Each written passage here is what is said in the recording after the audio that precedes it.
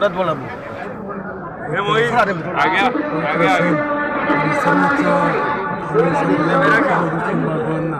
शुभेच्छा देण्यासाठी माझ्या वतीने आमच्या सर्वांच्या वतीने सर्वांना ईदच्या मनपूर्वक शुभेच्छा.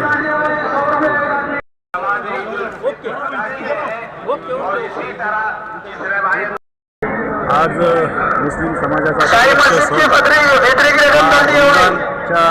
एक महिन्यांच्या उपासानंतर आज नाशिक येथील ईदगाह मैदानावर सर्व मुस्लिम बांधव सामाजिक नमाज अदा करण्यासाठी इथे आलेले आहेत. मी काँग्रेस पक्षाच्या वतीने माझ्या कुटुंबाच्या वतीने सर्व मुस्लिम बांधवांना हार्दिक शुभेच्छा देतो. तमाम भारतवासी नागरिकांना रमजान ईद उल फितरच्या तमाम मुस्लिम बांधवांतर्फे हार्दिक शुभेच्छा.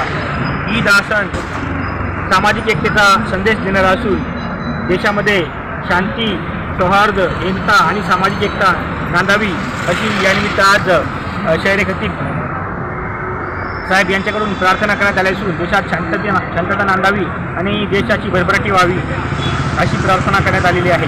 पुन्हा एकदा प्रहार दिव्यांग संघटना नाशिक यांच्यातर्फे सर्व भारतवासियांना रमजान ईदच्या हार्दिक शुभेच्छा.